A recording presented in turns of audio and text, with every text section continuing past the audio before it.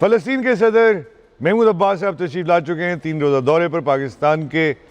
बहुत important visit है उनका कहना ये है, और उन्होंने पिछले दिनों जो आते ही जो इंटरव्यू दिया उसमें उन्होंने कहा कि मुस्लिम उम्मा के लिए पाकिस्तान एक किले की हैसियत रखता है, जो सच भी है।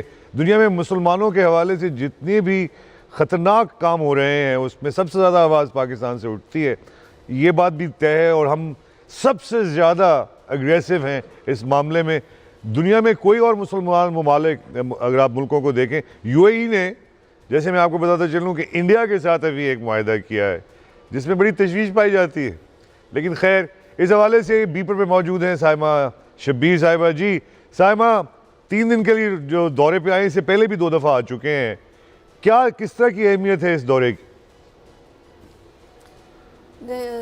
ये दौरा बहुत ही अहमियत का हामिल है, क्योंकि इस दफ़ा पाकिस्तान ने जो फ़लस्तीन की एम्बेसी है, जो पाकिस्तान ने तकरीबन एक तोहफ़ा ही फ़लस्तीनियों को दिया है अपनी तरफ से, उसका इफ्तिताह होने जा रहा है। और उसके अलावा जो मुख्तलिफ़ पाकिस्तान के गाहे बगाहे पाकिस्तान ने फ़लस्तीन के साथ स्टैंड लिया है और खड़े हुए हैं, उसको मज़ीद मुस्तहकम करने के लिए और मजबूत बनाने के लिए 2 तरफ़ा कोशिश का एक और संग मील है।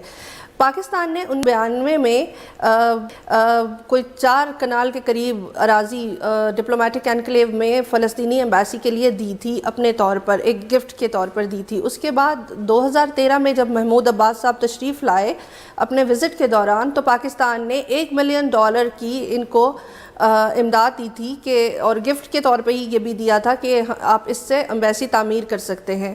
तो ये आज इस एम्बेसी का जो है वो इफ्तिताह होना है, जो कि एक बहुत बड़ी एक पाकिस्तान की तरफ से गिफ्ट दिया जा रहा है फ़लस्तीन को, और दोनों ममालिक के दरमियान 2 तरफ़ा बाहमी उमूर और बाहमी दोस्ती का एक बहुत बड़ा सबूत होगा। अच्छा, महमूद अब्बास साहब के हवाले से रिपोर्ट्स यही रहती हैं हमारे पास फ़लस्तीन से कि ये किसी तरह भी कामयाब नहीं हो पाए हैं फ़लस्तीन के मसले को दुनिया के सामने रखने के लिए।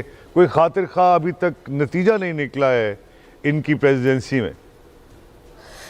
देखिए जी, महमूद अब्बास साहब हों या उससे पहले यासिर अराफात साहब हों, हमास एक बहुत बड़ी हर्डल रहा है। हमास की को भी हम नज़रअंदाज नहीं कर सकते। अब इस वक्त जो है सूरत हाल ये है कि 1 महीना पहले हमास के साथ महमूद अब्बास साहब के कुछ टर्म्स जो हैं वो क्लियर हुए हैं। कुछ इन लोगों की आपस में एक नेगोशिएशंस चली हैं और वो नतीजा खेज साबित हुए हैं।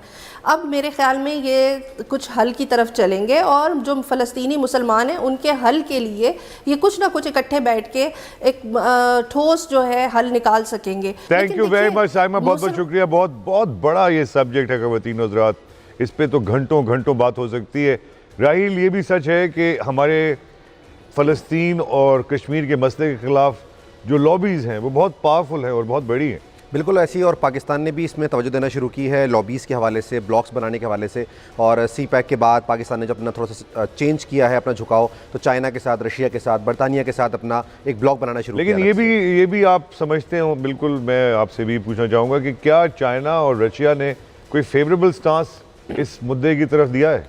अभी तक तो क्योंकि इस हवाले से ऐसी कोई मूवमेंट हुई नहीं है। लेकिन हाँ, जब इंडिया ने बात की थी पाकिस्तान को तनहा करने की आलमी बरादरी के साथ, उस वक्त चाइना ने स्टांस लिया था, रशिया आया था, उनकी फ़ौज यहाँ आई थी, उन्होंने एक्सरसाइजेस की थी। तो वो एक मैसेज था, इनडायरेक्ट मैसेज था कि पाकिस्तान तनहा नहीं है और भी नेशन उसके साथ खड़ी हुई।